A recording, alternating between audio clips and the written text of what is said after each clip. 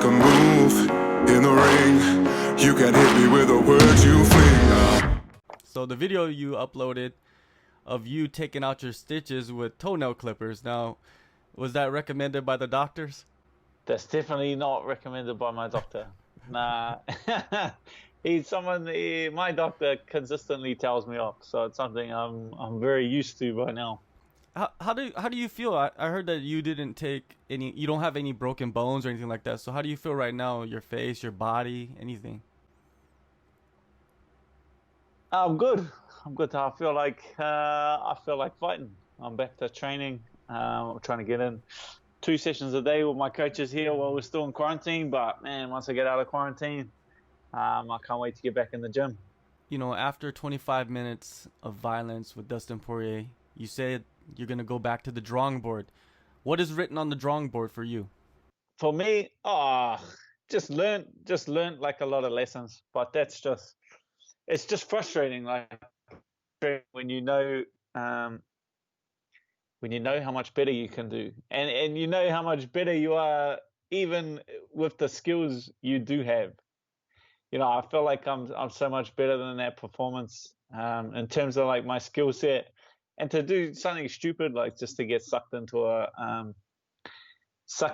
fight like that, and to get hit that many times and take that many shots is just stupid. It's just stupid. Like, yeah, I just need to go back and readdress. I want to say like my whole approach, and to just approach it a lot smarter, because I definitely have the skills to make that very straightforward fight, and then to make it a hard fight for myself, without much provocation is just silly. Well, the first two rounds, man, it was just vintage Dan Hooker, man, in there just picking him apart basically. And then, do you feel like that third round is where you kind of got lost in the brawl? Nah, I think it was definitely in the second. Like the first round, that was it. That was just the game plan going perfectly, being able to pick him off from range, and there's nothing he can really do. And then in the second round, like he's an aggressive fighter. He came in and he knew he needed to close the distance. He started closing the distance a bit more, and picking up the aggression and being more aggressive. And then instead of staying calm and staying calculated, I got sucked in and drawn into like that aggressive style of fighting, which is just playing right into his hand. So it's just stupid on my part. What is your reaction to the reaction of people for this fight? They're talking about fight of the year. It was one of the best fights they've ever seen in their life. What are your thoughts on that? It definitely helps, like in some way, just the way that it's been received, by the fans, because like that's the way I go into every kind of fight. It's just to go all in. Don't leave anything in there. And so I felt like I went out and did that. So it's good that like that style is being appreciated. It seems like your popularity has grown worldwide in the last, let's say, year exponentially. Do you feel a difference in your drawing power? Nah. I don't know. It's hard for me to gauge, because I'm just down here in New Zealand doing my thing, and like everyone's pretty chill in New Zealand. Like I'll get people calling out occasionally, "Oh, Dan, what's up?" And you just give them the eyebrows and wave back, and it's all pretty relaxed and it's all pretty chilled. Like my life doesn't change much. Like all I do is coach and train and go to fight shows. So, and then everyone at the fight shows knows everyone else at the fight shows. So it's kind of like everyone's famous. Like I don't get recognized, like any more than the people that I'm with, like Eugene or other coaches. So I don't notice it. With the last two performances, does this put you in a good position when they put fights together with the growth and popularity that you have? Yeah, I feel like my next fight will be I'll get another shot at a main event. Fingers crossed. But I think I'll get another 5 rounder, especially with like everyone around me or the opponents that make sense for me at this time. If I can get one of those guys to agree and to take a fight, um, I definitely feel like I'm going to get another main event opportunity, and then a win. I'm just lucky that the fans had such a good response for that last fight. I feel like with a win in my next fight, I'll be right back to where I started. So I don't feel like with this loss that I fell very far at all. Teddy Atlas, he's a guy that is very known in the combat sports world, a commentator, a coach in boxing, well respected. Quote, he said, "I'm getting addicted. To be honest, I'm getting addicted to the sport after watching your fight." Man, that's crazy, right? Someone like that showing that much of respect of like you're drawing them to the sport. Yeah, that style of fighting like is it is addictive. That's why it's like funny to me that people like that's just me being me. Like that's just how I fight instinctually. That's just how it is in my nature. Like that's the mistake I made. Is too natural for me to just do it and fight like that, just to empty the tank, just to just to swing and just have some fun out there. Like that's yeah, like the same things that make you strong make you weak, right?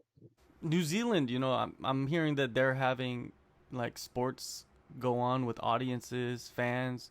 Do you see possibly a show this year, a UFC show this year in New Zealand?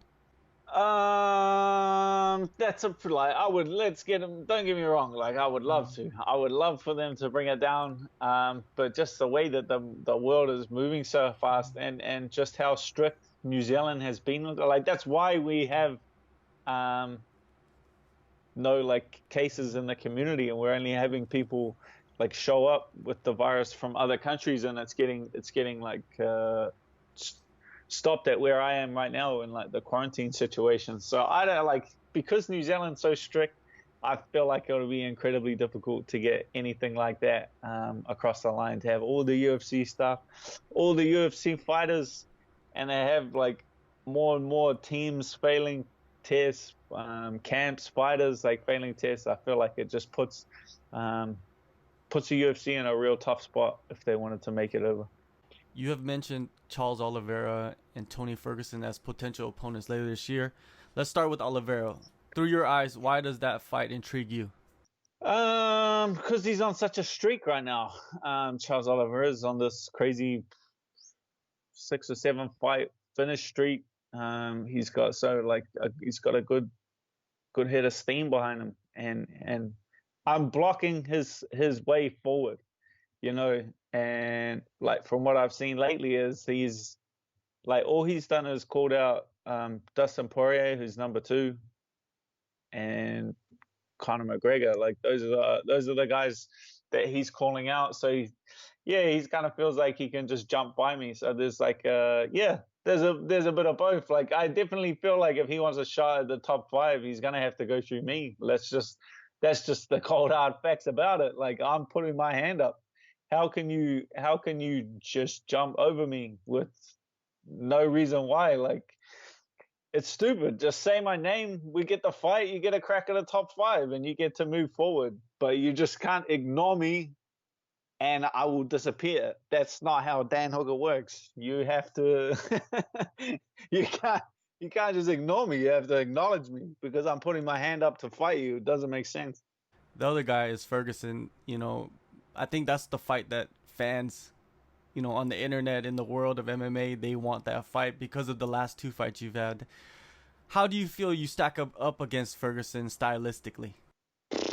Shit. It's gonna be another war. Like that's I can see why like fans want to see that fight and people want to see that fight, right? Because I know that that's gonna be a crazy fight. I know for a fact, win or loss, I'm going on another trip to the hospital if I fight if I fight Tony Ferguson. But it's all risk versus reward in this game. If I get past Tony Ferguson, I'm right back to where I would have been had I beaten Dustin Poirier. Like, I'll be in exactly the same position. So to get your career turned around in only one fight like that is just an opportunity that I couldn't go past. But I'm not turning to Tony Ferguson like that's an easy fight. That's still the toughest fight in the division, as far as I'm concerned. But that's just not something that I shy away from. Have you had any contact with the matchmakers in quarantine? Nah, we do. Like, when I get in touch with the matchmakers, that's like yeah, we don't get in touch with each other just to see how we're going. You know what I mean? like Sean, don't get me wrong. Like, Sean Shelby calls Eugene after a fight, or will talk to me after fights, wars like that, and just lets me know that he appreciates what I do going out there and putting it all on the line like that. But nah, when we contact each other, it's time to fight. Like, that's what that means. I just send him this message. I go, hey, where's the fights? And he'll get back to me with a name. There's no real. He knows that I'm not the most difficult person to negotiate with. Well, ESPN they uploaded or they posted this thing UFC Destined, and it's the post-fight behind the scenes of you after the fight. You're laying in the gurney, you're getting transported. You know, a lot of people, you know, I feel like there's like 1 million views on that. What was going through your mind on the ride to the hospital? Like, I figured that's what people want to know. On the ride to the hospital, I was thinking, how fucking far away is this place? I was in that damn ambulance for like 20 minutes. I was thinking, bro, could they pick the further away bloody hospital? But yeah, that's like, I'm just laughing because I went back and like watched that as well. And like, I thought I thought I was going to win the fight. Like, that's like a mixture. That's like a mixture of like disappointment. That's not just like I'm lying there dying, like all beaten up. That's on a scale of hospital trips in the ambulance, like that wasn't a bad one. Like, that was not that bad. Like, I had no serious injuries. I was just super fatigued and just disappointed. Like, I was disappointed in myself. That's why I don't know why I'd be sitting there like talking to my coach at that moment or anything like that. It's not. Yeah, they dramatize that a little too much, in my opinion.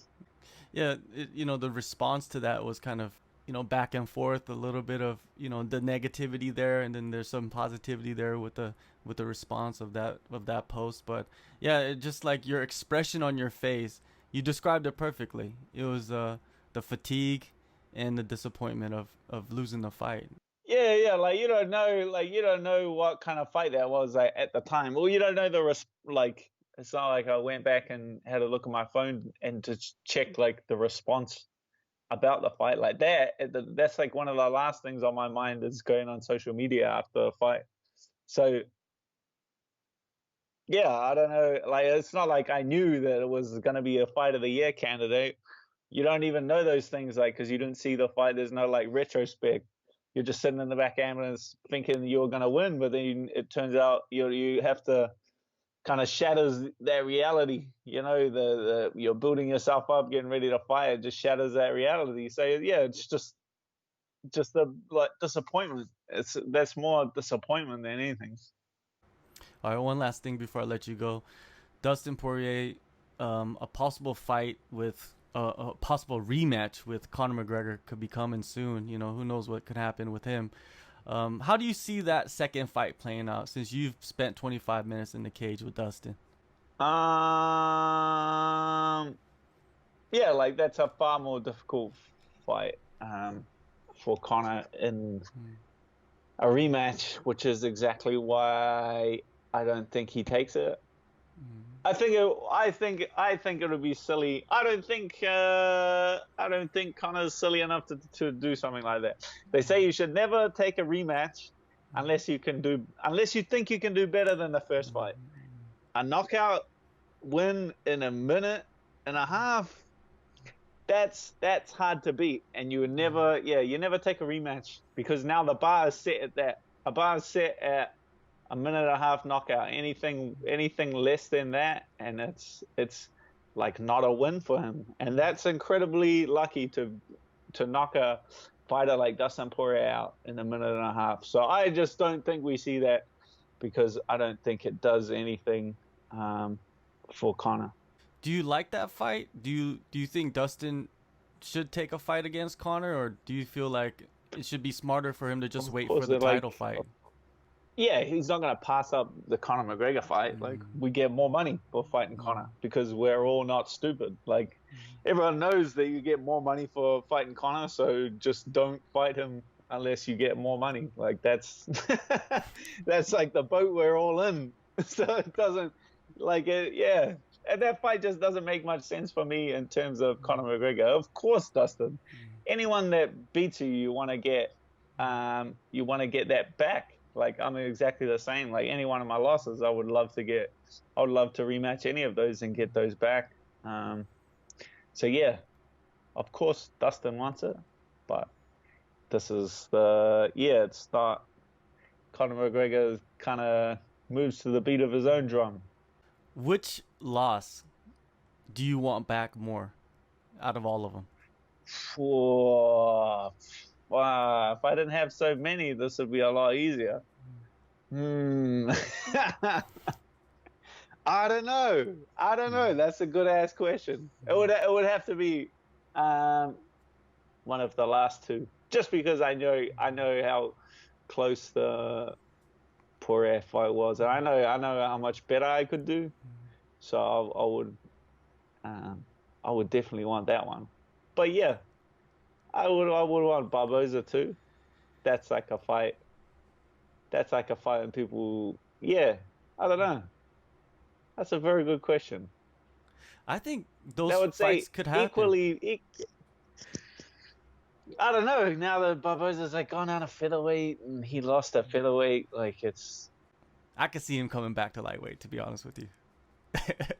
Yeah, like if enough time passes, like he just got put in a tough spot. Like when you do it for so long that you fight everyone in the division, it puts you in a tough spot. You have to switch divisions to keep people interested and to kind of he hit the refresh button. So I definitely understand why he did that, and he was an unfortunate in his debut in terms of the scoring, but that's the game we play. Exactly. Well, Dan, man, when do you get out of quarantine? Is it 2 more days or 3 more days?